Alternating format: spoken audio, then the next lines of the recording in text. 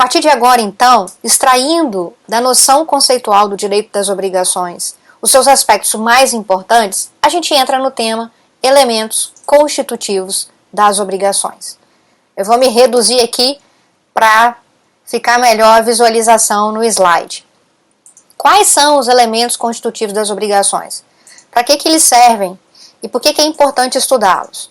Como o nome sugere, elementos constitutivos são aqueles atributos que obrigatoriamente devem ser analisados em cada relação jurídica obrigacional. Se faltar um desses elementos, nós não constituiremos uma relação jurídica obrigacional. Então, quais seriam esses elementos constitutivos das obrigações?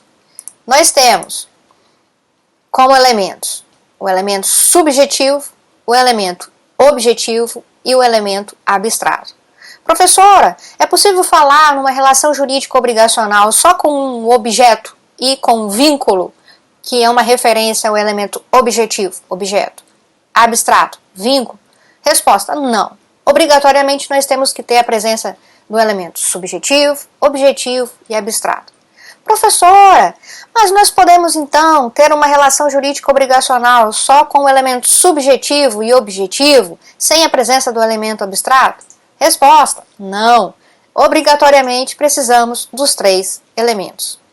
Então agora vamos estudar separadamente cada elemento. O primeiro elemento é o elemento subjetivo.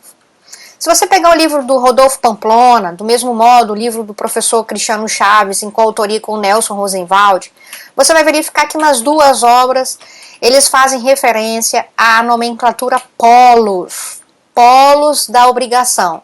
E eles identificam esses polos no polo ativo e no polo passivo. Como polo ativo, nós temos a presença dos credores e como polo passivo, a presença dos devedores. No polo ativo, eu posso ter um credor.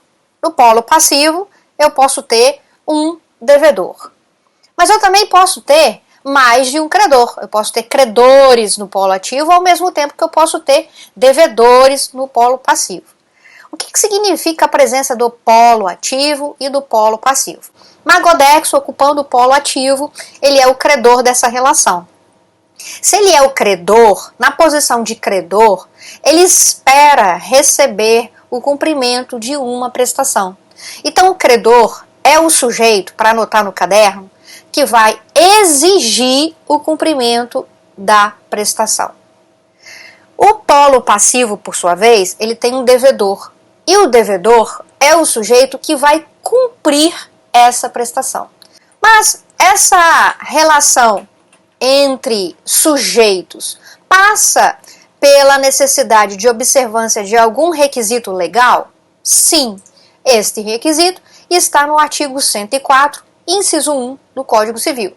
Só lembrando que o artigo 104, inciso 1 do Código Civil é um artigo que trata da validade do negócio jurídico. São requisitos de validade do negócio jurídico. Inciso 1, agente capaz. Ora, se a relação jurídica obrigacional é um negócio jurídico e entre credor, devedor ou credores e devedores existem pessoas, esses sujeitos precisam ser dotados de capacidade. A capacidade que é aquilo que vai permitir o exercício pleno dos atos da vida civil. Veja aqui que no slide nós temos a figura embaixo da capacidade, da pluralidade. Só retomando o que eu falei há pouco, o polo ativo pode ter a presença de mais de uma pessoa, do mesmo modo o polo passivo. E aí eu peço uma anotação já nessa parte da aula, que é importante constar no seu caderno. Toda vez que uma relação jurídica obrigacional tiver a presença de mais de um sujeito, no polo ativo ou no polo passivo, essa relação recebe o nome de obrigação complexa. A pluralidade não é um requisito, é uma possibilidade. Requisito é a capacidade. Quando uma obrigação for simples, um sujeito no polo ativo, um sujeito no polo passivo. Quando a obrigação for complexa, mais de um sujeito no polo ativo, mais de um sujeito no polo passivo. Essas são as observações para o estudo do elemento subjetivo. Vamos então agora estudar o elemento objetivo.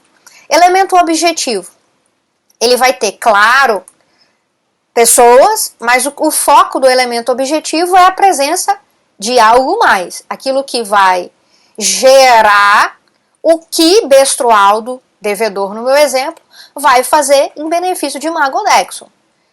E para Magodexon se ver satisfeito, Bestrualdo vai cumprir determinada prestação, que é o objeto. Esse objeto se divide em objeto imediato e imediato. O objeto imediato se refere à prestação acordada.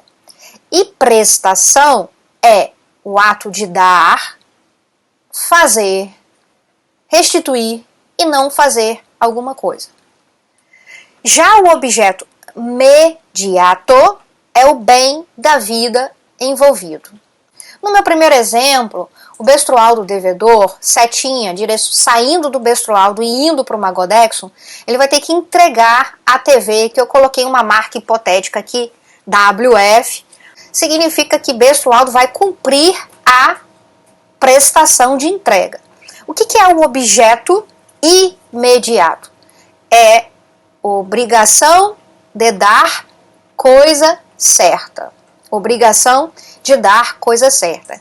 O objeto imediato é a prestação que vai ter uma interpretação e uma consequência legal. Geralmente é assim. Imediato é aquilo que imediatamente, diretamente é acordado entre as partes. Só que além da entrega, obrigação de dar coisa certa, nós conseguimos perceber que há um bem da vida, que é a própria TV. Mais um exemplo para fixar a matéria. Exemplo de elemento objetivo. Bestrualdo agora vai entregar, como está escrito no slide, coisa. Não, ele vai ter que executar uma tarefa. Então vai ser a execução de uma atividade de pintura. A pintura da casa do Magodexon. Todos os cômodos, vai ser tudo delimitado no contrato. E nesse caso, a pintura vai ser um benefício ao Magodexon estabelecido no meio de um contrato de prestação de serviço. Qual é a prestação? O objeto imediato. Obrigação de fazer. Anota, aproveita e anota um artigo aí, que é o artigo 247 do Código Civil. E qual que é o bem da vida? A casa pintada. O resultado esperado pelo Magodexon é a casa pintada na forma que foi estabelecida no contrato. O elemento objetivo, ele também passa por um requisito.